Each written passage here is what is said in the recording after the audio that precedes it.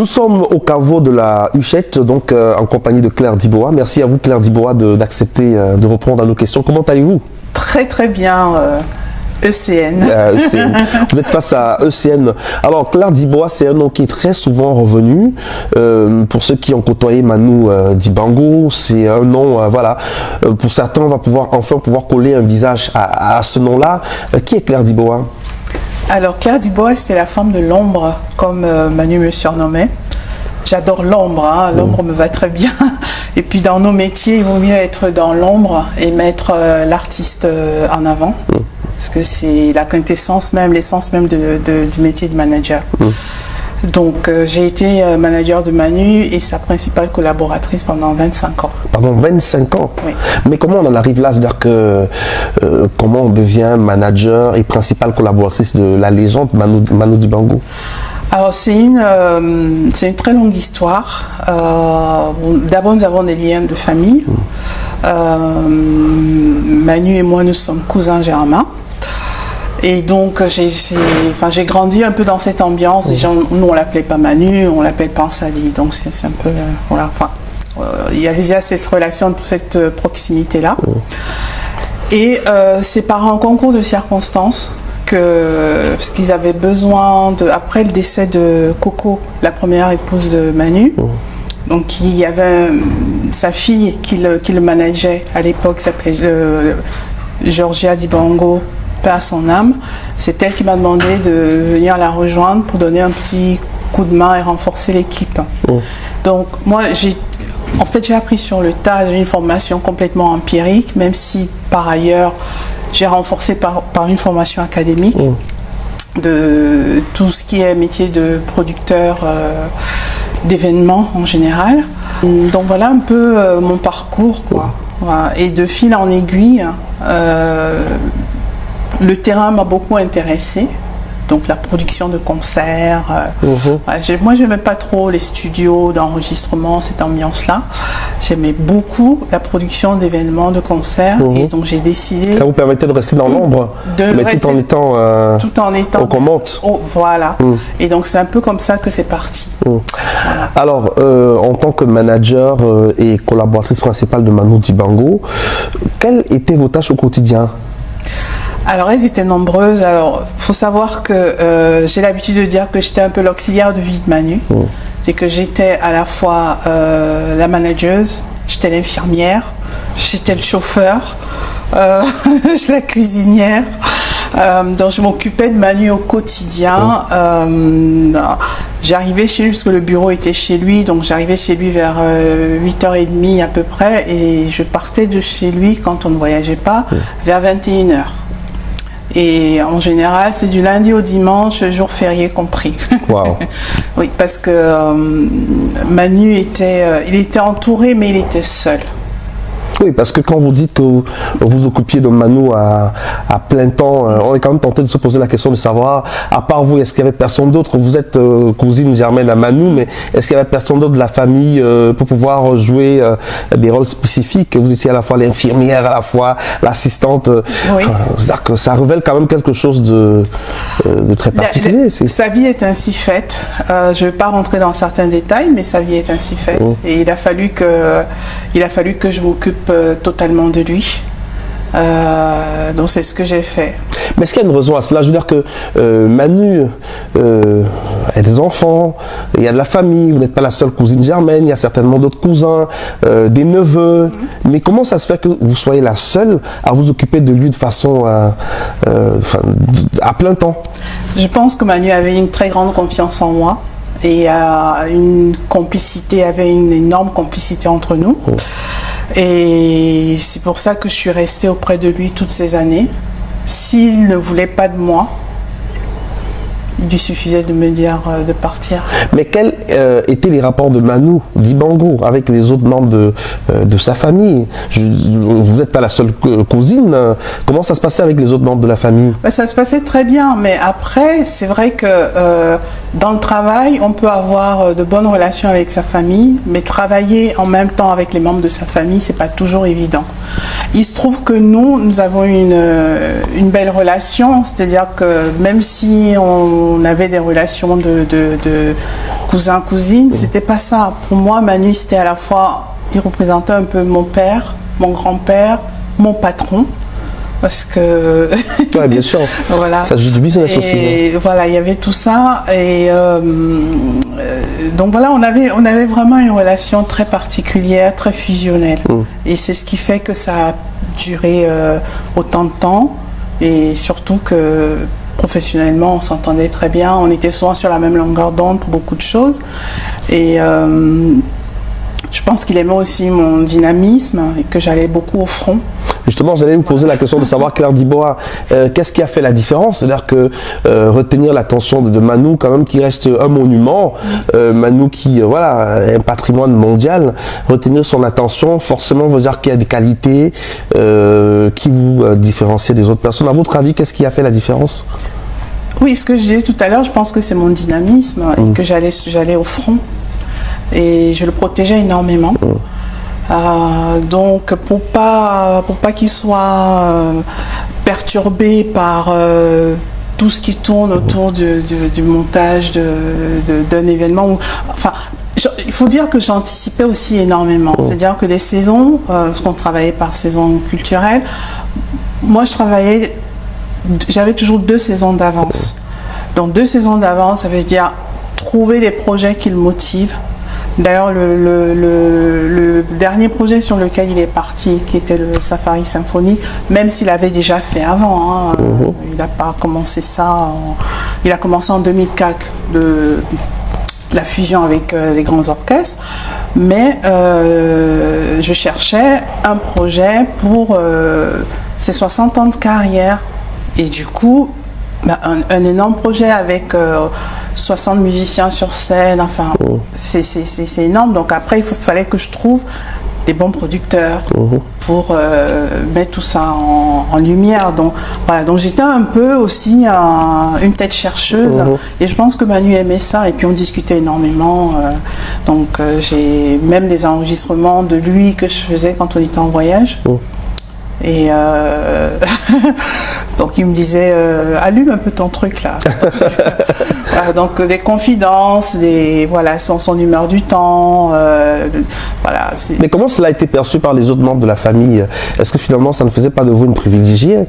Voilà, c'est-à-dire que je le disais tout à l'heure, Manu a des enfants, vous n'êtes pas la seule famille de Manu, il y a certainement des compagnes, etc. Mais comment c'était perçu par les autres membres de la famille? Bien et mal. Bien et mal. Il y a certains avec qui je m'entendais, d'autres un peu moins bien. Voilà, donc de toute façon, globalement, que ce soit avec la famille, même les amis ou autres, j'étais un peu la personne à abattre, parce que Manu disait jamais non aux gens. Donc quand on venait lui demander quelque chose, n'importe quoi, il disait jamais non, il disait allez voir Claire. Et tout le monde sait que aller voir Claire, ça veut dire peut-être qu'elle va dire non, la plupart du temps oui, enfin, j'évalue la situation, donc je suis obligée de dire non, parce que je sais très bien que quand il envoie quelqu'un me voir, ça veut dire qu'il faut que je dise non. Enfin, on avait quand même des petits codes. Donc oui, il y a certaines personnes qui... Est-ce que des fois on vous a collé l'étiquette de la méchante? Ah oui, oh là là. L'étiquette de celle qui met les barrières? Exactement. Oui, non, j'ai tout eu, oui. Mais Manu disait souvent, oui, Claire a le dos large. Donc effectivement, je confirme, j'ai le dos large. Vous avez pris beaucoup de coups? Oh, j'en ai pris énormément. Énormément. De la part des membres de la famille, des amis, des artistes? De tout. Venant de partout, j'en ai pris. J'en ai souffert, j'en ai pleuré, mais Voilà. Je suis là, je relève la tête. Alors on sait que de Manu aussi c'était une grande organisation. Manu c'était un ensemble qui accompagnait Manu avec plusieurs générations de musiciens qui sont passés par Manu Dibango. D'autres ont connu des fortunes diverses, sont devenus des grands noms de la musique mondiale. Vous avez vécu tous ces moments-là, vous avez vu du monde passer? J'en ai vu énormément, et le grand regret que j'ai, c'est que l'orchestre de Manu le Manu Dibango Orchestra, comment dire, qu'il ait disparu comme ça, bon, parce qu'il y a eu des procédures judiciaires qui ont fait que la production a jeté l'éponge. Mais il faut savoir que Manu, son orchestre, enfin ses musiciens passaient avant tout. Il adorait ses musiciens, il était tout le temps collé à eux quand on voyageait. Et il leur disait toujours que le jour où il ne sera plus là, il faudrait que l'aventure continue. Parce qu'il voulait qu'on ait en Afrique aussi, qu'on ait de grands orchestres comme le Count Basie Orchestra. Et il citait toujours ça en exemple, le Count Basie Orchestra, je veux que ce soit comme ça. Et quand Manu est parti, pour nous, c'était une évidence de relancer le Manu Dibango Orchestra. Ce qu'on a fait, on a fait des dates, on a fait une très très belle date à la Philharmonie de Paris, qui était quand même sold out. Et on devait continuer, et puis bon, voilà. Malheureusement, l'aventure s'est arrêtée. L'aventure s'est arrêtée. C'est le seul, vraiment le grand regret que j'ai de tout ça, c'est que sa musique ne puisse pas être, comment dire, qu'on ne puisse pas continuer à écouter Manu en live. Parce que Manu, c'était pas un homme, il faisait des disques, oui, enfin, mais Manu, avant tout, c'était un homme de scène. La scène, c'était tout pour Manu, l'écriture de ses partitions, ses orchestrations et tout, c'était vraiment ça, Manu, et c'est ce qu'il adorait. Et là, le fait que l'orchestre ne continue pas, oui, c'est un déchirement au niveau du cœur. C'est un déchirement même de tous les musiciens, parce que je suis souvent en contact avec eux. Justement, quels sont les rapports que vous avez gardés avec tous ces musiciens qui sont passés par le Manu Dibango Orchestra? Je sais qu'il y a eu plusieurs générations de choristes, il y a plusieurs générations de musiciens. Alors aujourd'hui, vous faites la bise ou alors vous regardez en chant de faïence. Comment ça se passe en toute honnêteté? Parce que je sais que l'émission va être beaucoup regardée. Quels sont vos rapports aujourd'hui? Donc, les musiciens, enfin, c'est vrai que j'ai dû passer beaucoup d'époques. Le groupe mythique, c'est le Soul Makossa Gang, le SMG. Bon, dans ce SMG, il y a beaucoup de générations de musiciens qui sont passés. La plupart, je ne les vois pas parce que très souvent, quand ils partent ou quand ils partaient, ils amenaient un remplaçant. Moi, c'est ce que j'ai connu quand je suis arrivée. Donc ça a été ça. Il y a eu l'époque de Noël Ekwabi, par son âme.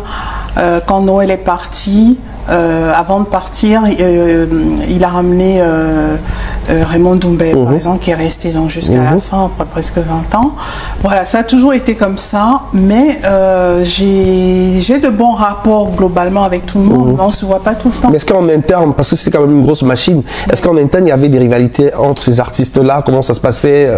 Voilà, je veux dire que comment était la vie au sein du Manu Dibango Band? Comment ça se passait? Alors, il y a la rivalité en tant que telle, non, il n'y en avait pas. Il arrivait à réguler tout cela, Manu?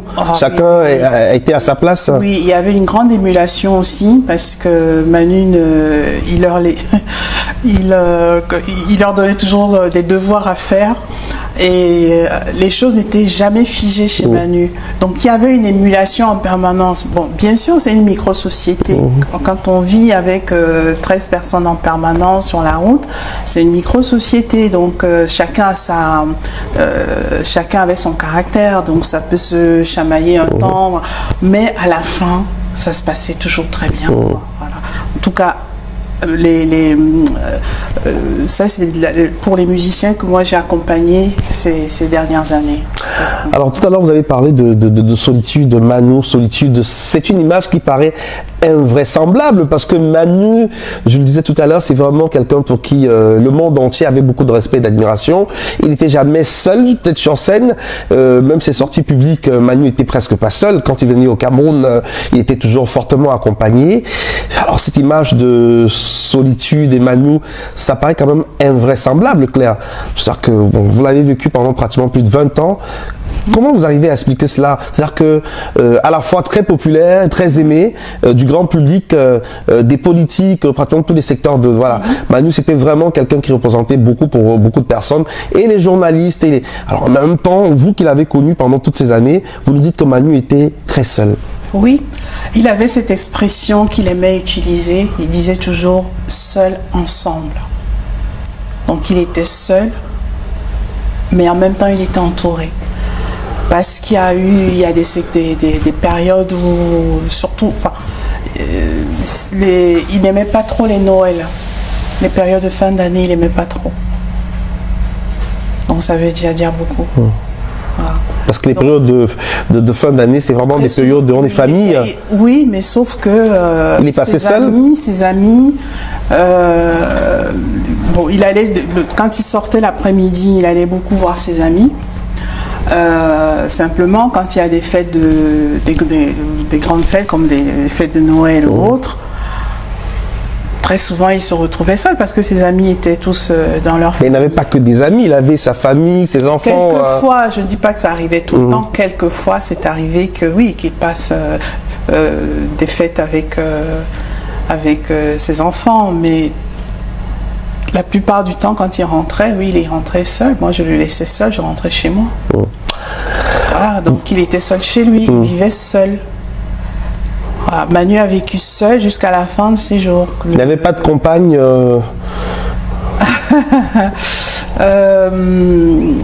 comment dire tout ce que je peux dire, c'est que Manu vivait seul. Mais ensemble. On va le dire comme ça.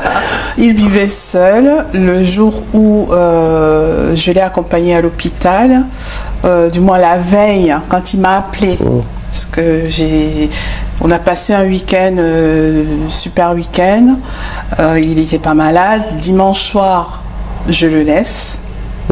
Vers 20h30, 20h45, je rentre chez moi. 3 quarts d'heure après, il m'appelle, il me dit demande de revenir parce qu'il se sentait pas bien. Voilà, donc c'est pour ça que je dis c'est quelqu'un qui était... On aura l'occasion de revenir sur son départ, les conditions dans lesquelles Manu nous quitte, mais je propose qu'on marque une petite pause en retrouvant bien sûr sur scène Papa Groove. On se retrouve juste après.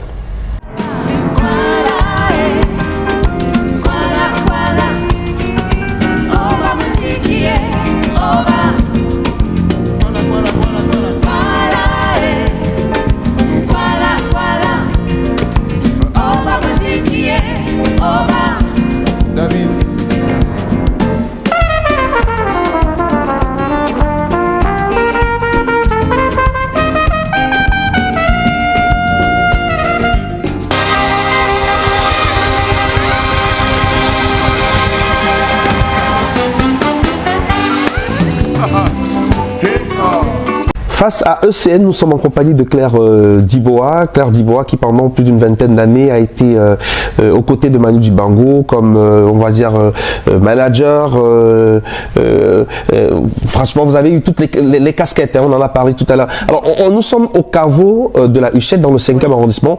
Pourquoi avoir choisi cet espace où on diffuse du jazz pour nous accorder cette interview? Qu'est-ce que ça représente, le caveau de la Huchette?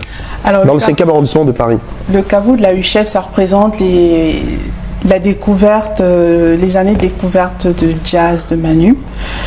C'est dans cet endroit habité que Manu venait écouter les grands du jazz. C'est dans ce caveau qu'il est tombé amoureux du jazz.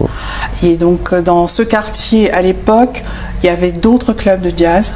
Et donc tout jeune étudiant à l'époque, donc il est un peu tombé dans la marmite, hein, parce que bon, les Boris Vian, les Miles Davis, enfin il y avait tout un bouillonnement jazzistique d'après-guerre qui fait que toute la jeunesse de cette époque-là, dont il faisait partie, venait écouter le jazz ici. Et par la suite, le patron de ce lieu qui s'appelle Danny Doris, qui est un vibraphoniste, célèbre vibraphoniste, était très proche de Manu. Ils jouaient ensemble, ils avaient une autre formation, très jazz Nouvelle-Orléans. Et Manu jouait constamment avec eux aussi, avec lui et ses musiciens. Manu a joué sur cette scène plusieurs fois. Il a donné des interviews ici. Enfin, il a fêté son 75e anniversaire ici. Donc, pour moi, c'était... c'est un lieu chargé d'émotions. C'est un lieu chargé d'émotions et c'était... pour moi, c'était le lieu dans lequel Manu... On devait venir parler de Manu. Voilà, on évoque la mémoire de Manu Dibango, qui nous a quitté le 24 mars 2020. La douleur est toujours aussi vive, hein, le souvenir est toujours aussi présent. Alors dites-nous, qu'est-ce qui s'est réellement passé autour du décès de Manu? Parce qu'on est en pleine période de Covid, il y a des informations, des contre-informations, mais vous avez été à ses côtés. Vous pouvez un peu peut-être nous donner plus de détails sur ce qui s'est passé autour de la mort du grand Manu? Oui, alors,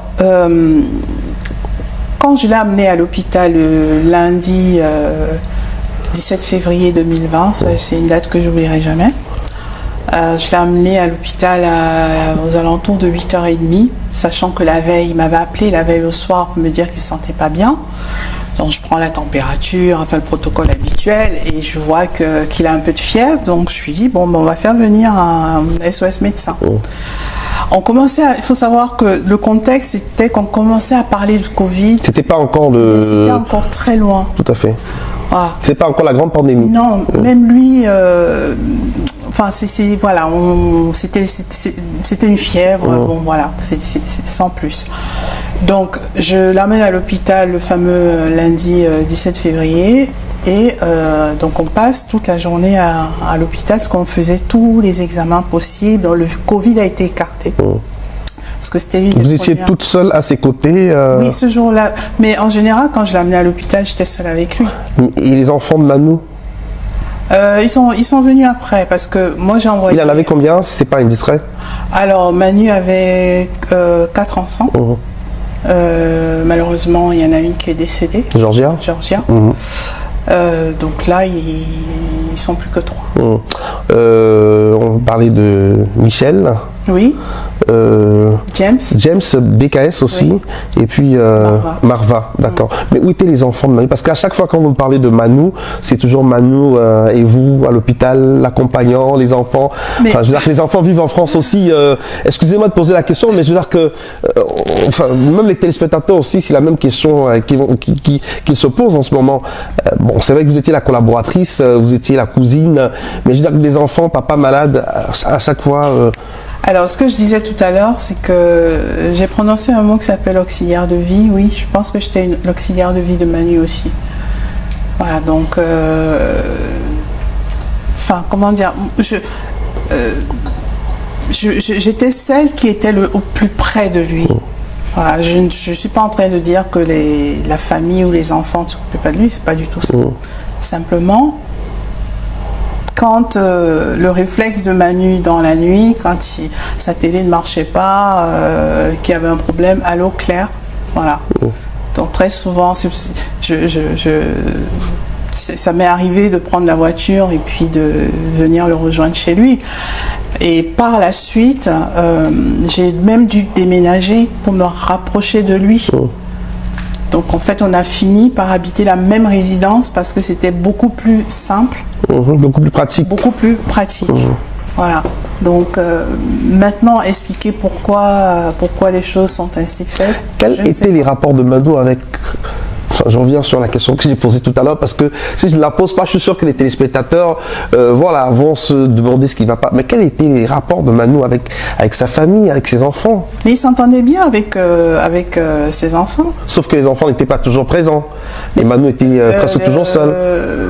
C'est pas que les enfants n'étaient pas toujours présents. Il aimait énormément ses petits-enfants aussi. Je veux dire, c'était quand même un grand-père. Je sais que le week-end, ça lui arrivait d'aller chez son fils déjeuner. Donc, comment dire, il avait une vie de famille, mais une vie de famille particulière. Mais Manu, le problème qu'il avait, c'est qu'il vivait seul. Il était seul. Donc, la nuit, quand moi je partais, je fermais la porte, il était seul. À tel point que quand il a fallu que moi je prenne des vacances en 2017, j'ai dû appeler quelqu'un pour venir me remplacer. Oh. Voilà. Mais c'est pour ça que lui-même disait, il disait tout le temps ça. Et à la fin, je pense que c'est même pas que je pense, c'est la solitude commençait un peu à peser. Pour quelqu'un qui aidait le public à gérer la solitude en apportant beaucoup de bonnes vibrations à travers sa musique. C'est quand même paradoxal. Alors revenons donc sur cette fameuse journée du 17 février 2020. Donc vous l'amenez à l'hôpital, il vous appelle? Donc je l'amène à l'hôpital, donc on passe la journée à faire des examens. Moi j'envoie un message donc aux enfants pour dire... Alors le Covid est complètement écarté? Écarté. D'accord, c'est pas le Covid? Non, voilà, donc moi j'envoie un message donc, aux enfants pour informer, leur dire voilà, on est à l'hôpital, on est en train de chercher, mais ça va pas fort. Donc j'envoie un premier message, après j'envoie un autre. Et vers 21h, on me dit qu'il va être transféré parce que dans un autre hôpital qui n'est pas celui que tout le monde, j'ai vu marquer des conneries. Donc il a été transféré dans un autre hôpital et qu'il va être dans un service, enfin il va être en soins intensifs. Donc j'envoie un message pour informer tout le monde, voilà la situation, il va être en soins intensifs, le nom de l'hôpital. Donc le lendemain matin, enfin il a été transféré, moi je suis rentrée chez moi. Et puis le lendemain matin, les enfants sont partis à l'hôpital. Voilà, et moi je les ai rejoints. Et on a trouvé qu'il était déjà, on l'avait déjà mis en coma artificiel. Le pronostic vital était entamé déjà? Le pronostic, on nous a dit que le pronostic vital était engagé, mais qu'il avait une infection, mais ils ne savaient pas laquelle, ils continuaient à chercher. Ils ont fini par trouver l'infection qui n'était pas le Covid, ils l'ont soigné. Manu est revenu à lui, voilà, il est resté encore un peu en soins intensifs. Après, il est passé en médecine, le temps de se remettre. Et c'est de la médecine, donc un jour on nous dit qu'on doit encore le ramener en soins intensifs, donc il est donc reparti et un jour c'est normal, hein. Un peu, voilà, beaucoup d'émotions, ça se comprend, hein. On comprend très bien. Donc on nous a fait savoir qu'il va encore changer d'hôpital pour aller à Melun et que là c'était le Covid. Donc moi je suis venue le lundi le voir avant le transfert, mais je ne savais pas, quand je venais le voir, je ne savais pas, on ne nous avait pas encore dit ce jour-là que c'était le COVID. J'ai juste trouvé que la chambre était le calfeutré, c'était un peu bizarre, mais on m'a quand même laissé entrer. Et à ce moment-là, on est déjà fin février. Hein. À ce moment-là, on commençait déjà on sentait que ça commençait un peu à bouger. Donc, on donnait des masques à l'hôpital. On refusait qu'il y ait beaucoup de monde qui rentre dans la chambre. Donc là, ce jour-là, il n'y avait qu'une seule personne qui pouvait venir. Donc moi, je suis venue ce jour-là. Et le lendemain, son fils est parti. Et en arrivant, donc, il a trouvé qu'on était en train de transférer son père. Donc il nous a appelés pour nous dire ce qui est en train de se passer. Et donc après, nous sommes allés à Melun, mais on ne pouvait plus accéder, tout à fait. Donc moi je n'ai pas vu, la dernière image que j'ai de Manu, c'est celle quand il était encore en soins intensifs. Donc après je ne l'ai plus vu. Et puis le 24 mars 2020, c'est la mauvaise nouvelle qui va secouer le monde entier. Au petit matin. Manu nous a quittés, voilà, donc ça a été très très dur. Hein. C'est une période que moi personnellement, enfin j'ai toujours du mal à m'en remettre parce que j'ai. Et les événements s'enchaînent parce qu'après, on va le voir sur ces photos là à l'instant à l'antenne, c'est on va dire l'inhumation, les choses vont très très vite. Manu le patriarche, Manu le citoyen du monde, mais d'abord le Camerounais qui va être inhumé dans la stricte intimité à Paris, loin de voilà. Non mais ça c'est alors. C'est vrai que les gens demandent toujours pourquoi il est au Père-Lachaise. C'est sa demande. Ah, c'est à la demande de Manu. Bah oui, c'est sa demande. Oui, mais c'est important, Claire, de pouvoir clarifier un certain nombre de choses parce que autour de la mort de Manu, il s'est dit tellement de choses. Tout à l'heure, vous avez parlé de, voilà, on a parlé de Covid, on a parlé de, alors quand on parle de Père-Lachaise, pour beaucoup de Camerounais, ça aurait été l'idéal, hein, qu'il soit enterré au Cameroun, mais vous dites aujourd'hui que c'était la volonté de Manu d'être enterré au Père-Lachaise. Oui, c'était sa volonté. Faut pas oublier que Manu pendant près de 15 ans, il a habité tout près du Père-Lachaise. Le Père-Lachaise, bon, c'est vrai que c'est un cimetière, mais c'est un parc, c'est quand même un lieu chargé d'histoire. Donc il avait quand même une affection particulière avec ce lieu où il se sentait bien. Ce qui fait que l'endroit où il habitait, je crois qu'il y a eu une plaque qui a été posée par la mairie du 20e pour symboliser son passage dans cet arrondissement. Et son appartement surplombait le Père-Lachaise. Donc c'est un endroit qu'il aimait beaucoup. Voilà. En tout cas, quoi qu'il en soit, il avait demandé pendant longtemps voilà, qu'il aimerait... Et comment le deuil a été vécu par la famille, par les enfants, par la famille biologique bon, pour les artistes et tout, il y a eu beaucoup de mobilisation, que ce soit au Cameroun et dans beaucoup d'autres pays du monde. On a vu à la télé. Mais vous, au niveau de la famille, comment le deuil a été... vous avez géré ce deuil? Alors c'était très particulier parce qu'on était c'était encore le premier confinement, on était encore confinés. Malgré tout, on réussissait quand même à se retrouver chez Manu avec toutes les autorisations. Enfin, c'était très compliqué. Donc chacun, enfin, on a essayé de vivre le deuil seul ensemble, à distance. À chaque fois, seul ensemble. Voilà, un peu à distance, mais on se retrouvait quand même.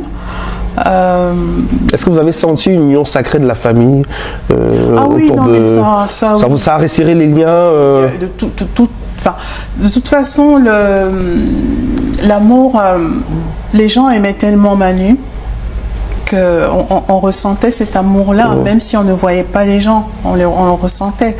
C'est-à-dire que quelqu'un qui a aimé qui a aimé son pays, qui aimait beaucoup de gens, qui aimait des artistes, et de se dire que le jour de son enterrement, il n'y a que 20 personnes. Très compliqué. C'est très compliqué. Mais 20 personnes, parce que c'est tout ce qui était autorisé. On ne pouvait pas, à l'époque, on ne pouvait pas être plus. Donc les 20 personnes, c'est les membres de la famille proche. Et quelques officiels aussi qui étaient là. Non, pas du tout, il n'y avait pas d'officiels. Il y avait le pasteur. Uniquement. Ah oui. Alors, est-ce que la famille n'a pas, parce qu'on est en Afrique, et on sait que généralement, quand un patriarche décède, c'est vraiment... Alors, même si Manu a émis le vœu d'être enterré au Père-Lachaise, d'organiser des obsèques au Cameroun? Alors ça, moi, je ne peux pas répondre à cette question. Qui doit répondre à cette question? Je ne peux pas répondre à cette question parce que je ne suis pas ayant droit. Donc, Mais est-ce que vous en avez discuté avec la famille de Manu ici en France, la famille de Manu au Cameroun? Alors, les choses ne se présentent pas comme ça. Ici, ce que nous avons fait, quand le confinement a été un peu desserré, on a invité des gens, enfin des amis, de la famille à Paris pour aller lui rendre hommage et puis voir où il repose. Ça, on l'a fait. C'était un peu... on va dire une neuvaine qui n'était pas une neuvaine, mais bon, c'était quand même une neuvaine parce que c'était le 3, on a pu le faire le 3 juillet, sachant que Manu était décédé au mois de mars. Voilà. C'est tout, enfin moi je me suis beaucoup plus projetée dans cette neuvaine où il y avait quand même du monde. On était près de 200 quand même. Amis, famille, malgré les conditions difficiles, bon, on a réussi à le faire. Après, le reste, il ne m'appartient pas de gérer le reste. Moi, j'ai juste essayé de gérer la partie professionnelle, donc les hommages, relancer un peu l'orchestre. L'hommage à la Madeleine aussi, on l'a commencé à l'initier parce que j'ai envoyé un courrier à l'ambassade. Et il se trouvait que il y avait l'ambassadeur actuel venait de prendre ses fonctions. Il y avait un changement à la tête de l'ambassade. Voilà. Et donc, quand il a reçu ma lettre, il m'a fait appeler. Et donc après, nous sommes partis au rendez-vous pour voir comment nous pouvons envisager un hommage ici. Enfin, une grande messe. Puisqu'il n'y a pas eu véritablement de messe ou quoi que ce soit. Et c'est à ce moment-là que l'ambassadeur et son équipe nous ont vraiment entourés pour pouvoir faire cet hommage à la Madeleine qui était magnifique, et ils ont vraiment fait un... Vous avez senti que le Cameroun vous portait dans le cœur, prière. C'était aussi à l'initiative du chef de l'État. Le chef de l'État s'est aussi impliqué, la première dame. Voilà, donc on s'est senti accompagné à ce moment-là, oui. Il n'y a toujours pas d'obsèques du côté du Cameroun. Vous n'êtes pas la personne habilitée à répondre à la question. Est-ce que dans les secrets de famille, vous en parlez quand même? Est-ce que c'est Non. Moi, en tout cas, personnellement, ce n'est plus de mon ressort. Et il a des ayants droit, et c'est le devoir des ayants droit aujourd'hui de continuer. Alors pratiquement 5 ans, bientôt 5 ans après la disparition de Manu, vous qui l'avez côtoyé pendant toutes ces années, vous avez été à ses côtés, comment vous vous sentez cette disparition-là? C'est-à-dire qu'est-ce que des fois il vous arrive de vous arrêter, de vous dire « Ah si, Manu était encore là ». Ah oui, presque tous les jours. Presque tous les jours, parce que surtout par tout cet temps troublé que nous vivons actuellement, ces réflexions manquent. Parce que c'est quelqu'un qui aimait énormément la presse. Donc il dévorait la presse tous les jours, il faisait sa revue de presse. Et il avait toujours, aussi bien africain, il était au fait de l'actualité du continent. Vous pouvez lui poser une question. D'ailleurs, il collaborait à une émission sur l'antenne de Africa Radio, Africa numéro 1, je crois avec Robert Brazza. Oui. Voilà, c'est une très très belle émission aussi. Mais avant cela aussi, Salut Manu sur la télévision française. Il a toujours eu une relation particulière avec l'audiovisuel, finalement. Toujours, Manu. mais parce que c'est quelqu'un qui aimait beaucoup les images. Il aimait énormément les images, il aimait... c'est pour ça que quand on a commencé à faire le documentaire sur lui qui s'appelle Tonton Manu, au début il était réticent, mais après il s'est pris au jeu. Et quand on a commencé à lui montrer les extraits, il était très heureux qu'on puisse le faire. Et le montage, on a eu beaucoup de chance aussi, c'est que le montage qui a été fait, qui est visible, le dernier montage, c'est lui qui l'avait validé. Et bon, c'était pas forcément celui que nous aurions préféré. Mais moi, ça ressemblait à ce que lui voulait. Il avait validé, donc on l'a laissé tel quel. Voilà. Face à ECN Claire Dibois, nous évoquons la mémoire de Manu Dibango, Papa Groove, qu'on va une fois de plus retrouver sur scène. L'artiste ne meurt jamais. On se retrouve juste après.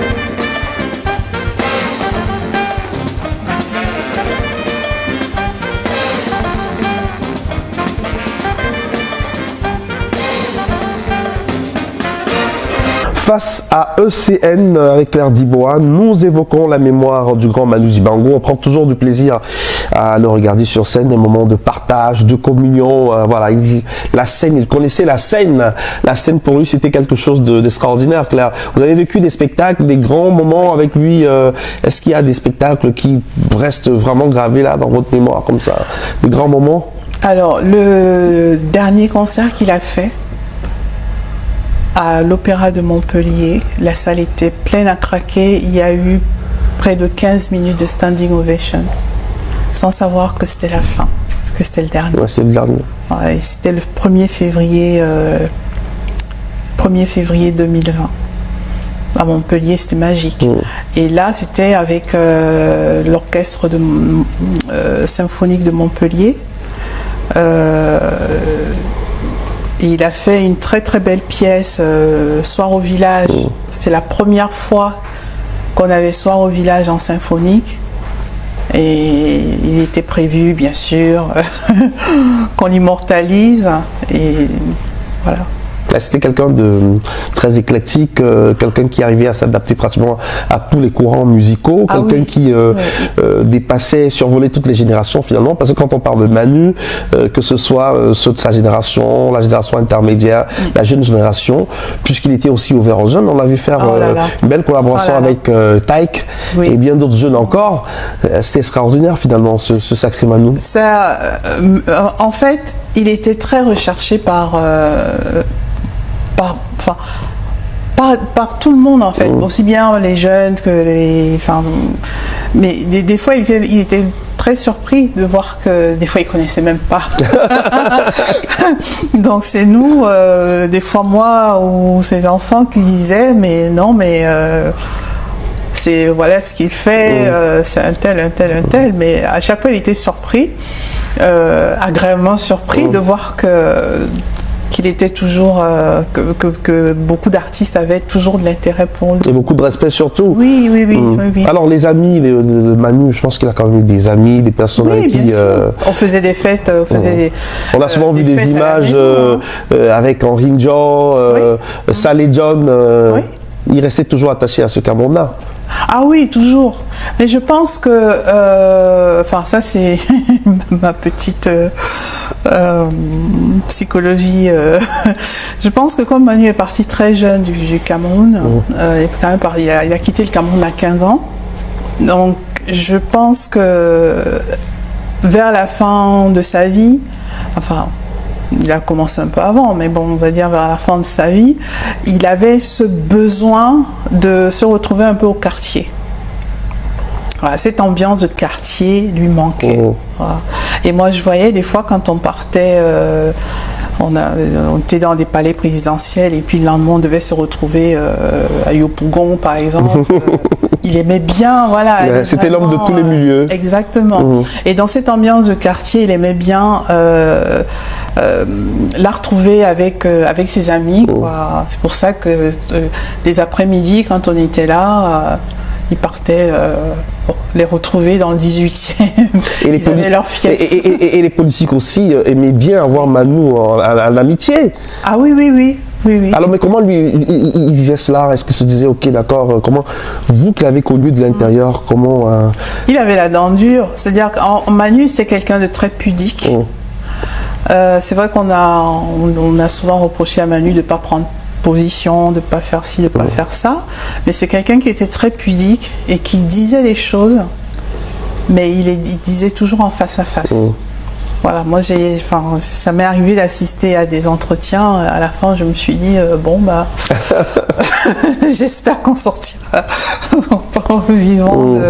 Voilà, donc il disait les choses, mais toujours en face. Jamais d'esclandre, jamais, c'était pas son... C'est vrai qu'on revienne quand même sur un moment fort aussi de sa vie en relation avec le Cameroun. Manu qui est sollicité pour gérer la société des droits d'auteur et puis la fin qui est pratiquement chaotique. Manu qui sort de là pratiquement humilié et tout ça. Comment est-ce qu'il a vécu ce moment-là? Vous étiez déjà là? Oui, j'étais là. C'était une grande blessure. C'était une très grande blessure pour Manu. Il a très mal vécu, d'autant plus que personnellement, il s'était investi. Quand on est quand on l'a sollicité pour partir, il a quand même acheté du matériel informatique. Il a acheté des imprimantes, il a acheté plein de choses. Pour lui, c'était vraiment la belle opportunité de pouvoir repartir au Cameroun et être utile au Cameroun. De pouvoir démarrer quelque chose. Et être utile aux artistes. Oui, de pouvoir redémarrer une nouvelle fois quelque chose pour les artistes du pays. Et c'est vrai qu'en ayant fait tous ces sacrifices, en ayant fait tout ce qu'il a fait, de se retrouver sali, il a très très mal vécu. Mais bon, ça reste une blessure. Je ne sais pas si Manu relativisait beaucoup aussi, parce qu'il a eu tellement d'épreuves difficiles, même dans les années 60. Donc je pense qu'à un moment, il se mettait une carapace en se disant bon, voilà, à chaque fois que j'essaie de faire quelque chose, ça fonctionne pas, donc je me mets en retrait. Manu, l'Africain aussi, c'est le cas de le dire. Oui. L'orchestre de la télévision nationale en Côte d'Ivoire, Manu qui révèle des talents. J'ai eu l'occasion d'interviewer quelques artistes ivoiriens, Nayan Kabel en l'occurrence aussi, qui ne jurait que par Manu, beaucoup d'autres artistes aussi à qui il a donné la chance de pouvoir émerger. Et tout ça, c'était pas que le Cameroun, c'était l'Afrique aussi. Non, c'était l'Afrique. Pas que l'Afrique, mais il donnait beaucoup. Citoyen du monde, finalement. Oui, il donnait beaucoup au continent, c'est vrai. Et je pense aussi qu'on le lui rendait bien. C'est quelqu'un qui aurait pu avoir 50, on est quoi, 52, pays. Voilà, 54 passeports. Voilà, facile. Il était partout chez lui en Afrique. Voilà, et chaque fois qu'il était sollicité pour des causes aussi, parce qu'on oublie aussi de le dire. Manu, c'est quelqu'un qui a supporté aussi beaucoup de causes. Et il commençait d'abord autour de lui, parce qu'il a aidé beaucoup de gens, beaucoup d'artistes, beaucoup de personnes qui venaient le voir. Il était très souvent sollicité. Il a toujours aidé les gens en fonction de ses moyens. Il a été caution pour des appartements, il a aidé des gens à avoir des papiers, il a il a payé des frais d'avocat à certains, voilà. Donc Manu, c'était quelqu'un de généreux. Et ça, on ne mettait pas forcément en avant. Non, mais comme c'est quelqu'un de très pudique, il n'en parlait pas. Voilà, il savait ce qu'il avait fait. Tant pis s'il était, voilà, c'était pas, peut-être qu'il était blessé, mais enfin, j'ai pas senti que c'était. Il faisait ce qu'il avait à faire et après il passait à autre chose. Il n'était pas rancunier du tout. Alors on va parler de l'héritage musical de Manu Dibango. Il est parti, ça fera bientôt 5 ans. Il aurait eu 91 ans en décembre prochain. Voilà, de là où il est, on lui souhaite un bon anniversaire. Je ne sais pas ce qui est prévu au niveau de la famille à titre posthume en termes d'anniversaire, mais enfin, Manu, l'héritage, qu'est-ce qu'il laisse comme héritage musical aujourd'hui? C'est-à-dire que son œuvre est... Il laisse une œuvre immense. Vous avez pu répertorier? Alors, moi j'avais fait répertorier à un moment, je pense qu'on était aux alentours de entre 800 et 1000 titres, bon, toutes collaborations confondues. Donc il laisse une œuvre immense. Est-ce qu'il y a des œuvres pas sorties sur lesquelles il travaillait? Oui, alors quand il est parti, il travaillait sur un projet de balafon, autour du balafon. Il avait enregistré ce début février, il avait enregistré 3 titres déjà. Et il travaillait avec un percussionniste burkinabé, Adama Bilorou, qui venait régulièrement à la maison et avec qui il avançait beaucoup. Et il travaillait aussi avec Guy Nogan, son batteur. Son batteur. Voilà, donc l'enregistrement s'était très très bien passé. Ils ont fait 3 jours. 2 jours, ils ont enregistré sur 2 jours. Voilà, après, je ne sais pas. Alors, en début d'émission, on a parlé de la formation musicale de Manu qui aujourd'hui est disloquée.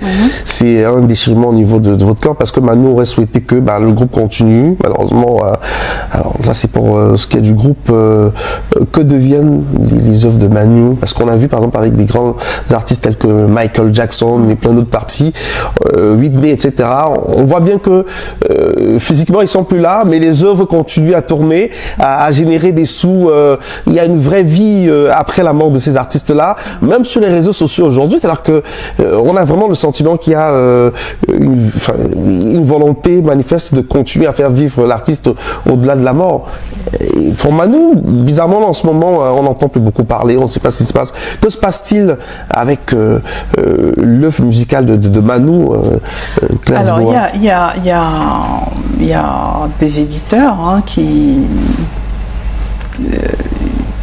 sont là pour ça. Donc, il y a les éditeurs, et puis je reviens toujours au même point, c'est qu'il y a les ayants droit. C'est à eux maintenant. Quand vous parlez des ayants droit, vous parlez des enfants de Manu? Oui, enfin, oui, c'est... Bon, je vais peut-être pousser la question un peu plus loin.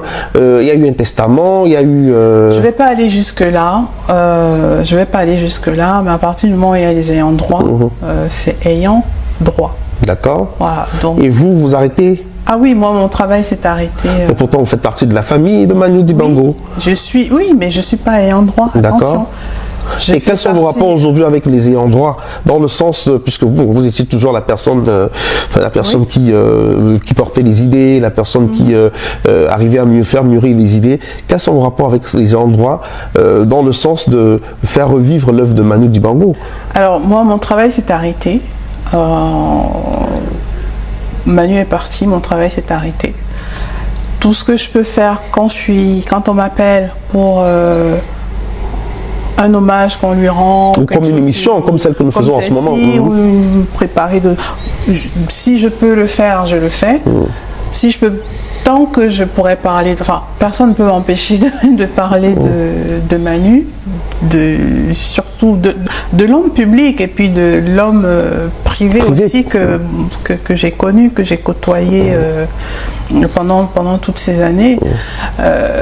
Donc je continuerai à le faire, mais maintenant tout le reste, c'est plus à moi de le faire, et je pense que c'est souhaitable que les choses se passent ainsi. Je reviens à la question, quels sont vos rapports aujourd'hui avec vos neveux, les enfants de Manu? Avec Michel, est-ce que vous voyez de temps en temps, avec Marva, avec James BKS, de façon concrète, est-ce que de temps en temps vous passez un coup de fil, vous parlez? Chacun est chez lui, et je pense que c'est mieux ainsi. Ok, d'accord, on va pas insister, mais je pense que les téléspectateurs vont peut-être comprendre. Mais je veux dire que, du coup, moi, la prochaine question était celle de savoir, what next, maintenant que tout est bloqué, que vous... Non, tout n'est pas bloqué. Je dis simplement que moi, j'ai fait ce que j'avais à faire. Et je m'arrête là. Maintenant, alors, il y a eu quand même la ville de Paris, on parlait du 20e arrondissement, qui a décidé de rendre hommage à Manu.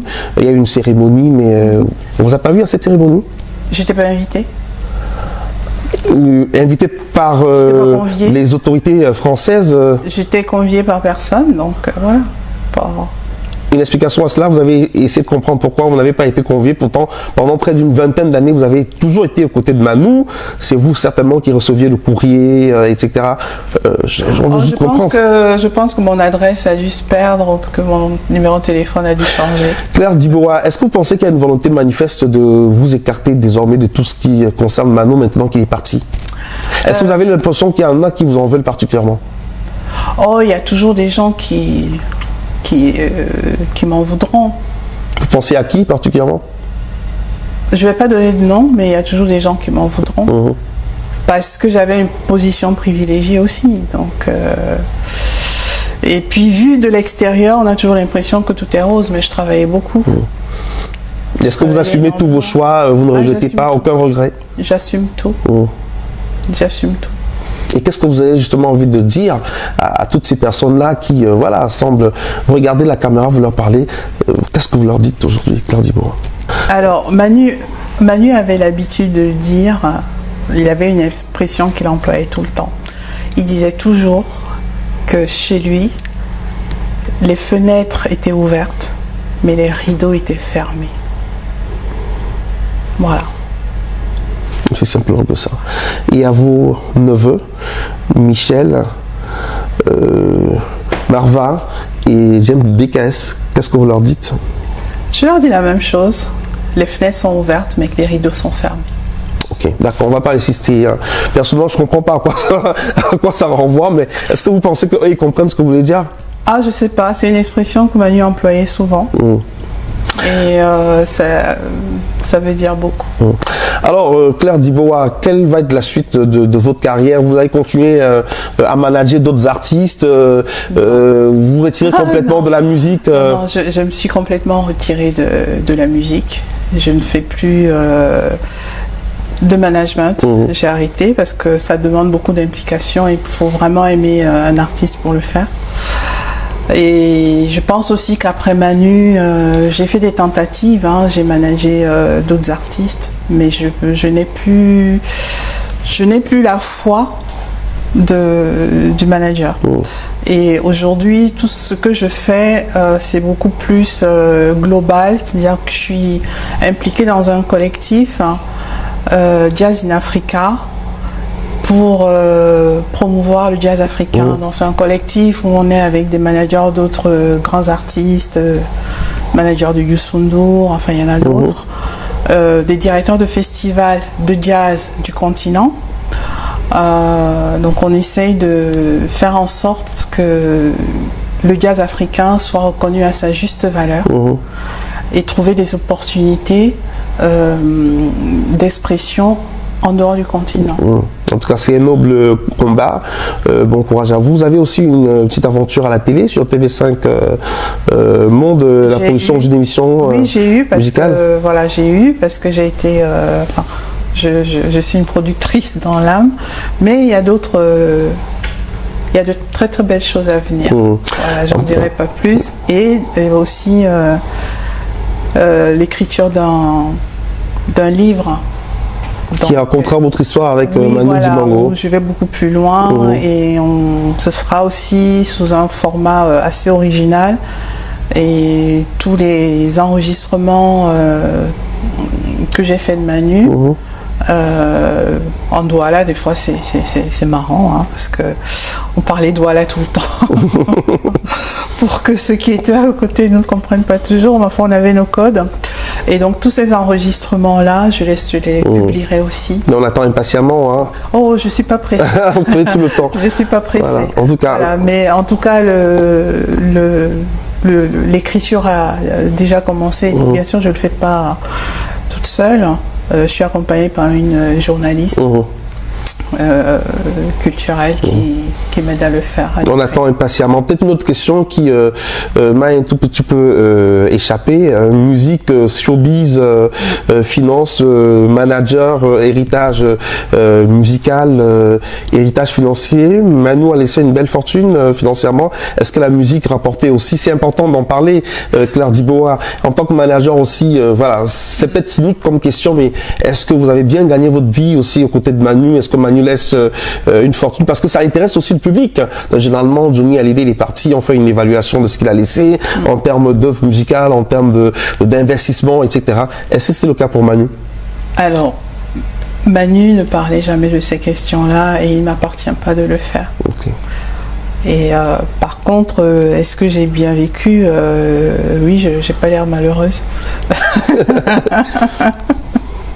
Voilà. Merci infiniment d'avoir accepté notre invitation, Claire Diboa. On attend impatiemment le livre, mais je pense qu'au cours de cet entretien, l'essentiel a été dit. Est-ce qu'il y a un aspect qui a été oublié ou souhaitez rajouter quelque chose avant qu'on se quitte? Il faudrait des heures, hein. Mais bon, là, je pense qu'on a passé en revue ce qu'il fallait. Et bah, merci surtout. Merci de m'avoir donné l'opportunité de m'adresser à mes fellow compatriotes. Et à tous les fans de Manu aussi qui vont découvrir Manu de l'intérieur. Oui. Ça, il faut le dire. Merci. On était au caveau de la Huchette dans le 5e arrondissement de Paris face à ECN. Une édition exceptionnelle avec Claire Diboa. Merci. À très bientôt. On se quitte avec les images de Manu Dibango.